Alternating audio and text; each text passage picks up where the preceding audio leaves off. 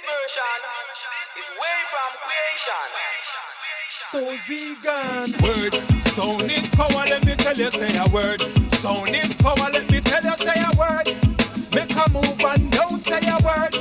Have you heard? Well listen this word. Sound is power, let me tell you say a word.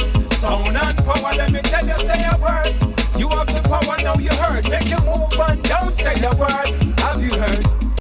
Greetings, word, sound, and power family. This is Sister Mod. We always ask you to do a couple of things for us. First, please subscribe if you're new to the channel. Also, push that notification button and give us a thumbs up. And if you don't mind sharing this with other like-minded people, it will be greatly appreciated. And always comment.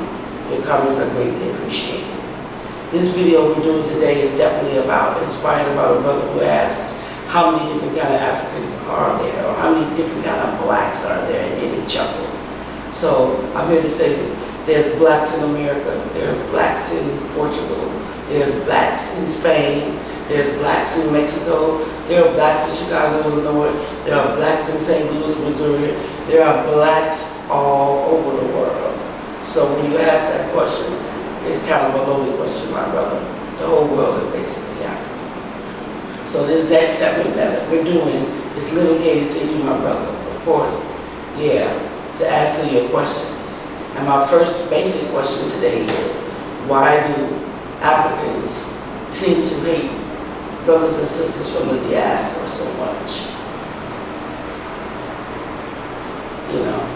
That's a very serious question. And if you have a comment, please comment below. Here's mine.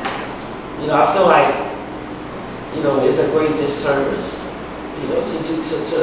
to portray this image, like we're giving the hypocrite the right to cite that we can never unite.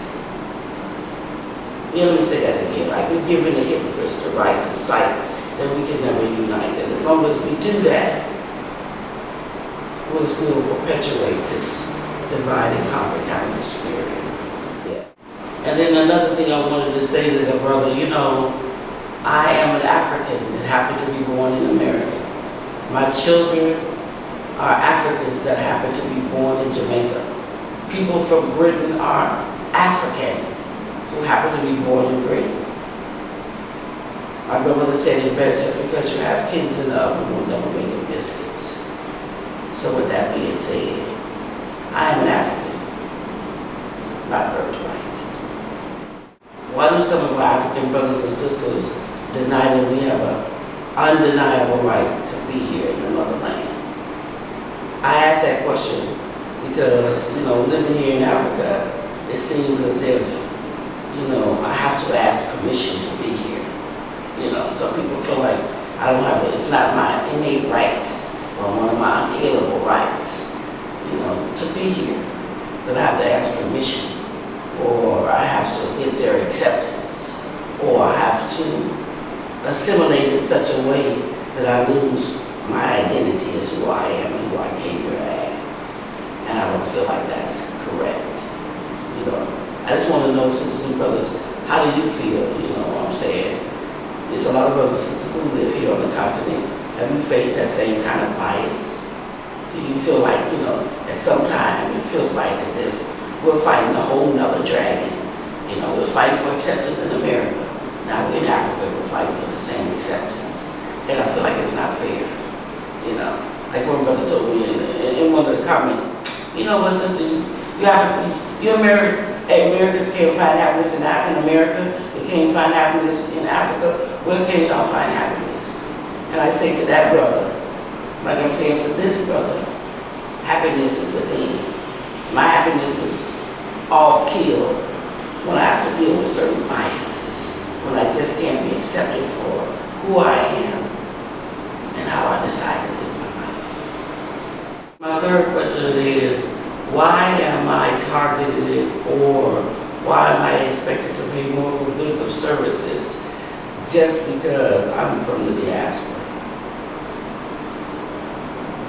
Comment below, people, if you feel the same kind of vibe. Like, you're in Africa, you're coming to build Africa, you're coming with a positive mentality, you're not coming to rob and rape like so many other people, or to just, take everything back to your land after you've taken everything from the continent with no regard for those who you leave behind. And you come in with the right mind, the right body, the right soul, and then people are choosing to victimize you, or people are using or planning on overcharging you just because you're an African born abroad. I think that's kind of unfair. I think back over the years that I, had brothers and sisters coming to America from the continent, Usman and my sisters and brother Khadija and all them who came, and I'm just thinking how we treated them. We treated them with love and respect. I don't think one time I tried to misuse them or mistreat them or, overcharge them or not show them the way in which they should walk. I didn't take advantage of them at all. So I feel kind of a way that now that I decide to return to the continent, that I am targeted and then I am called different kind of names. Y'all know the names y'all use. We won't even call it undignified here. But it's like to me being called a nigger, It's very disrespectful. So when you see people like me, remember, I'm too in your family. I too I am your sister. I am your sister. I am your great niece's auntie. I am family. So be careful how you address me when you see me. And please be careful on how you decide to take advantage of me just because I may not speak in a native tongue. I say to all of you who do that, shame on you. Now this is going to be my 5th question, but let me give a disclaimer. These are my opinions. They're not your opinion. They're my opinions on what I'm facing and how I live my life and how things are affecting me in the motherland. It's not your opinion. It's my opinion. We do respect your opinions, and if you have any positive comments, please feel free to comment. And even if it isn't so positive, it's a reflection of you, not myself. My 5th question is, this is a question near and dear to my heart. As an African living in America and thinking about the slave trade and Atlantic slave trade and all of that, and visiting both castles in Cape Coast as well as in Alameda, I am bound to ask this question. Why did y'all never come back for us? Why didn't y'all never come back for all of us?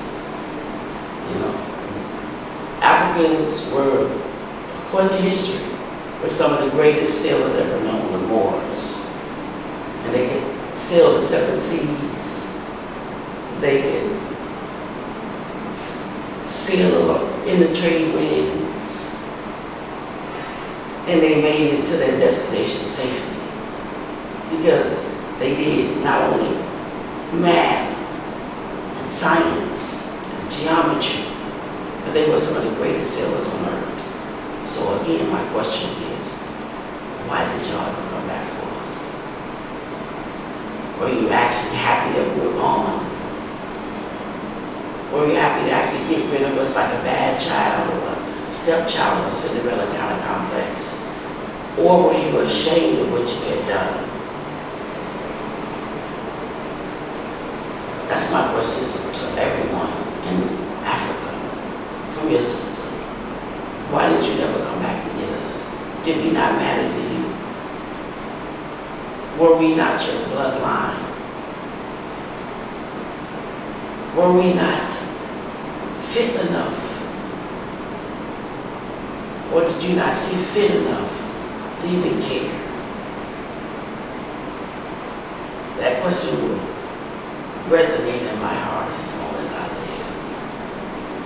Why didn't you come back for us? My final question is, why do the powers that be ask me to return to Ghana when they place so many barriers to entry in my path? Now I know this is going to ruffle some people's feathers again, But again, it's a question that needs to be asked. Yeah, and I want anybody who's actually lived in Africa, I want anybody who's planning on living in Africa to answer that question and see if they can get a direct answer, because it's a question that needs to be answered. When I say barriers to entry, I mean like, first one is, why do I need to have citizenship when I was taken away from my homeland forcibly, and I'm just returning of my own free will through the so-called door of no return. So with that being said, why do I need citizenship and non-citizen ID? I feel like it's kind of unfair, because the same thing is required of everyone. Chinese, people from Libya, people from Ireland, but they were stolen and taken away from here. We were. So I don't feel like the same criteria should be in place if we're returning to the land of our birth. That's first. Also, I don't feel like I need a visa. Visa for what? That's all. It's divide and conquer kind of a feeling. How do I need a visa? I didn't need a visa to leave here in 1619. So why do I need a visa to come back now? It's almost unfathomable. Asking, okay, the same criteria for me as someone else who hasn't gone through 400 years of torture. And this is actually my birthright. My ancestors were actually born here. And we can trace that back in my DNA. It does not lie. And they cannot. So why is it the same criteria that we're both facing when I want to return home? And you're asking me, please return. It's the year of return.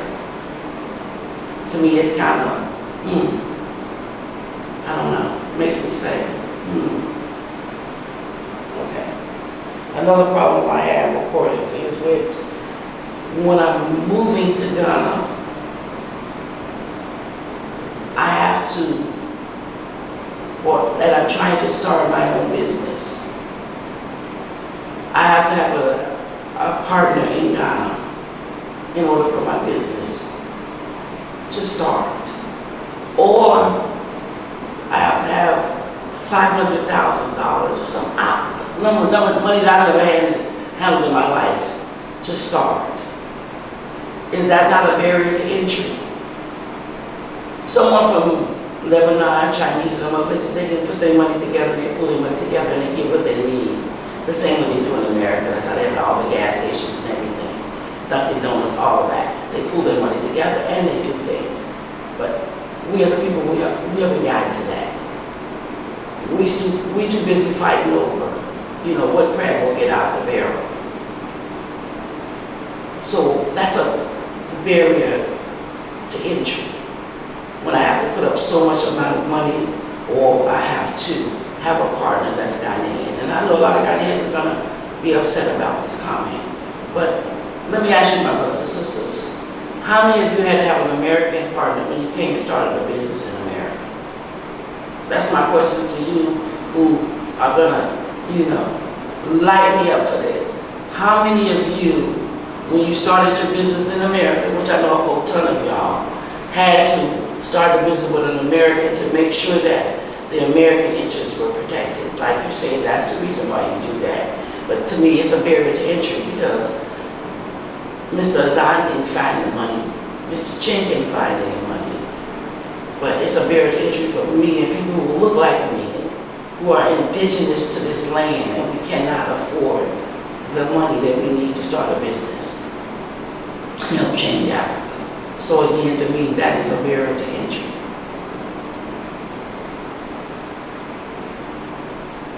So with that being said, my brothers and sisters, let's stop fighting against one another. The whole thing is, in the beginning we were fighting against, light skin against dark skin. Now we fight against Africans, against non-Africans, against Jamaicans. It doesn't matter, brothers and sisters. When they see us, they all see us as the enemy of the state. Let's be clear. Words sound is power. Keep the vibe rolling. As we always say, sometimes we have to come with the fire. Because, it's that time. Peace and love to your family. Look forward to seeing you again on my next issue. And please comment. Your comments are welcome and respected as long as you present them with love and integrity. One love, family. Repatriation, royal nation.